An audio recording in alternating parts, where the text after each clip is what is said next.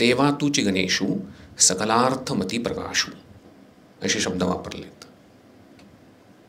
अख्ख्या ज्ञानेश्वरीत हे जे आहे ना सुरुवात सकलार्थमती प्रकाशू, ह्याचा माझ्यासारख्या सामान्य माणसाला कळलेला अर्थ असा आहे की तुमच्या माझ्या सगळ्यांच्या डोक्यातला अंधार नष्ट हो आणि प्रकाश येऊ.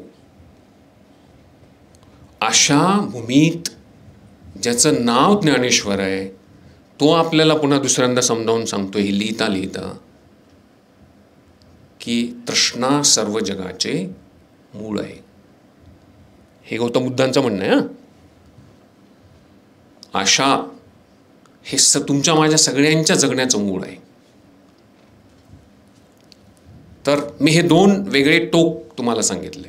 हे एक कारण आहे, तुम्ही ज्ञानेश्वरांच्या भूमीत राहताय आणि हे कॉलेज तिथं आहे. हे एक कारण आहे, कारण ज्ञानेश्वर तुम्हाला यांत्रिक होऊ देत नाहीत. ते तुम्हाला माणूस करतात. जो जे वांछील तो ते लावो. आणि अजून एक महत्त्वाचं काम ते करतात, दुरितांचे तिमिर जाओ. दुरितांचे तिमिर जाओ म्हणजे काय, जे जे काही वाईट आहे ना ह्या जगातलं ते संपून जावो. असं खूप लोकांना खूप पूर्वीपासून वाटत आलेलं आहे. वाईट संपून जावो आणि चांगलं घडो. असं होत नाही कधीच. ही मांदियाळी दोन्ही असते, सताची असते आणि असताची असते. ती कायमच असते. तर ते कारण आहे. दुसरं म्हणजे एवढे सगळे विद्यार्थी एका कादंबरीतल्या, मराठीतल्या कादंबरी, मला सगळ्या शंका असतात, पण मराठी कादंबरी विषयीचा परिसंवाद असताना ते ऐकायला तुम्ही येऊ शकता, इतक्या मोठ्या संख्येने येऊ शकता. ते कला वाणिज्य व विज्ञान महाविद्यालयातले मेनस्ट्रीममधले विद्यार्थीसुद्धा सध्या येत नाही आहेत, कारण ते वाचतच नाही आहेत. तुम्ही आलाय म्हणूनही मला हे इंजिनिअरिंग वाटलं नाही. म्हणून तुमच्या सगळ्यांचं पहिल्यांदा तर कौतुक करतो. ते करायला पाहिजे. दुसरं म्हणजे ज्ञानेश्वरनी पुस्तकं लिहिलेली आहेत. हे मला वाटतं तुझं इथं चौथी कादंबरी आहे. तेव्हा ही जी काही त्यांनी चौथी कादंबरी लिहिलेली आहे त्याच्याकडे मी थोडंसं नंतर येतो. पण लेखक म्हणून तो आता फुलला आहे हे मला तुम्हाला सांगायचं आहे. महेंद्र निवेदक म्हणून फुलला आहे, हा लेखक म्हणून फुलला आहे. आपल्या सगळ्यांचा संवादच संपला आहे. संवादाचा सुवावो ढळे असा शब्द आहे. म्हणजे मला ज्ञानेश्वर महाकवी वाटतात कायम. मला फार भरता आलं मला जेव्हा यांनी सांगितले की इथं आळंदीत आहे आमचं कॉलेज. मग काय संपलं, शेजारी ज्ञानेश्वर आहेत. तुमच्या शेजारी ज्ञानेश्वर आहेत ना. ज्ञानेश्वर आणि शिवाजी महाराज, संत आणि शिवाजी महाराज हे मराठी माणसांचे संचित आहे. आणि आपल्याला एकाने प्रत्यक्ष व्यवहारामध्ये पराक्रम गाजवून दाखवलेला आहे. दुसऱ्यांनी म्हणजे संतांनी आत मोठे मोठे पराक्रम गाजवलेले आहेत. अस्सल देशी असणं हे माझ्या लेखी हे आहे. बाकी पोट भरायचे कार्यक्रम तर आपण सगळेच करतो, जगातले सगळेच माणसं करतात. ते तुम्ही करणार आहेत, आपण सगळेच करतो. जन्माला आलोय म्हणजे जगायचं ही एक सक्तीच आहे. आहेच की. या अर्थाने जर आपण बघितलं तर जन्माला आलो म्हणजे जगायचं, मग मरेपर्यंत जगायचं आहे. जन्मण्यापासूनच्या मरेपर्यंतचा जे 2 बिंदू आहेत त्यातल्या काळामध्ये जेवढं काही आपल्याला जगायचं तेवढं जगायचं. ते जगावंच लागणार आहे. करोना आला तरी आपण सगळे वाचलोच की नाही. वाचलोच म्हणजे जगायचं आहे अजून. ह्याचा अर्थ असा झाला. पण आता जे काही जगायचं आहे, जेवढं काही जगायचं आहे ते कसं जगायचं हे आपलं आपण ठरवायला हवं.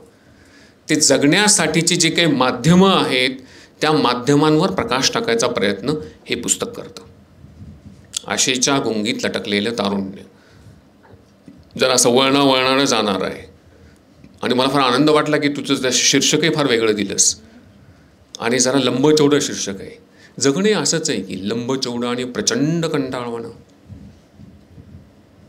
आपण बोर फार होतो, आनंदी फार कमी असतो. तो आनंदाचा स्पेस वाढवायचा आहे. तुम्ही लक्षात घ्या. तो जेवढा तुम्ही वाढवत जाल तेवढं जगणं कशासाठी जगायचं हे तुम्हाला शोधता येईल. आशेच्या गुंगीत म्हणजे आपण जन्मजातच आशा घेऊनच आलेलो आहेत ना. आपल्या सगळ्यांना आशा आहे. आपल्या सगळ्यांना 2 गोष्टी पाहिजेत. आत्ता मी जसा आहे तसा मला नको आहे मी. म्हणून मला नेहमी ज्यांनी कोणी आरशाचा शोध लावला आहे ना त्याचं केवढं कौतुक करायला पाहिजे. कारण त्याच्यात ज्यांनी पहिल्यांदा स्वतःला बघितलेलं आहे त्याला कळलं की तो किंवा ती कशी दिसतो.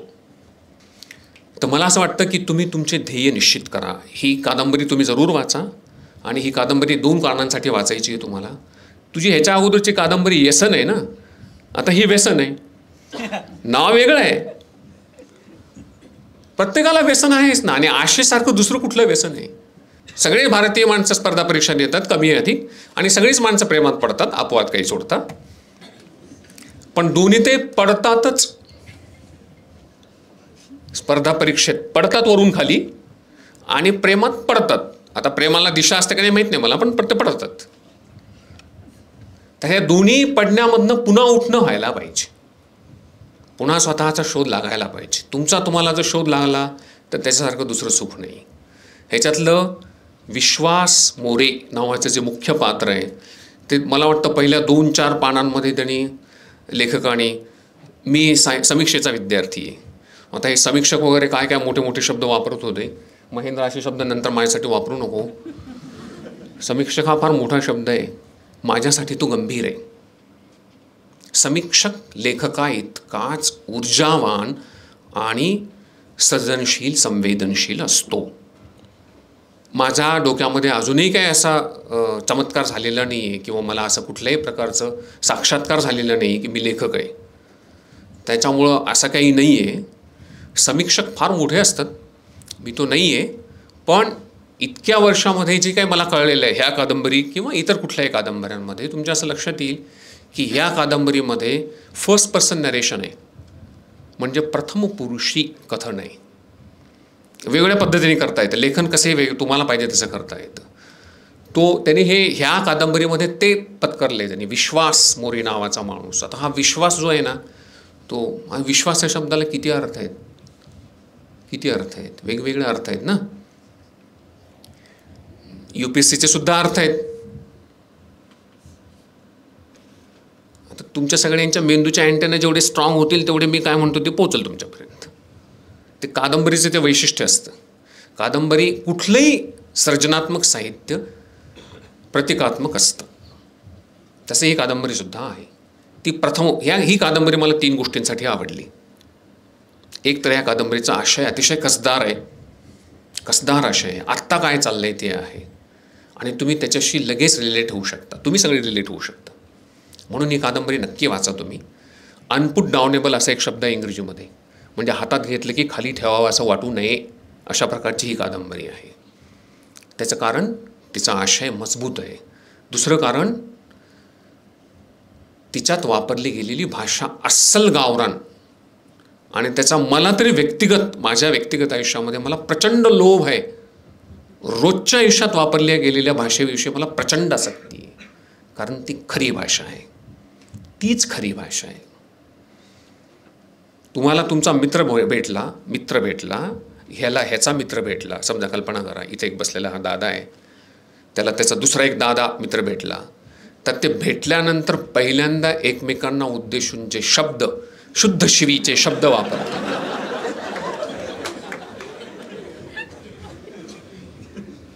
त्यात जो गोडवा आहे तो कशात नाहीये. आणि सच्चा आणि अत्यंत जवळच्या मित्राने तुम्हाला येऊन हॅलो मिस्टर कसे आहात असं शब्द वापरले तर नक्की समजा त्याचं बिघडलंय काहीतरी. डोकं फिरल्यासारखं तो कसं काय असं बोलू शकतो. आपण एकमेकांना, अत्यंत जवळच्या मित्रांनी आपण एकमेकांना काहीतरी विचित्र शब्द जे नेहमीचे असतात, हे विचित्र शब्द कंसात इनोटेड कॉमामध्ये जर वापरले नाहीत, म्हणजे एकमेकांना शिव्या घातल्या नाहीत सरळ, तर मग काय मित्रच नाही आहेत आपण.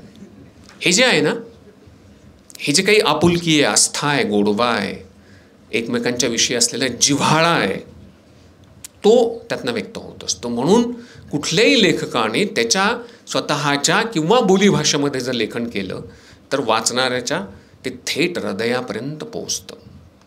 तेव्हा ह्या कादंबरीमध्ये वापरलेली भाषा, ह्या कादंबरीचा आशय आणि ह्या कादंबरीची कथनशैली, ह्या 3 गोष्टी अशा आहेत ज्या ह्या कादंबरीला खूप मोठं वाचकप्रिय करू शकतात.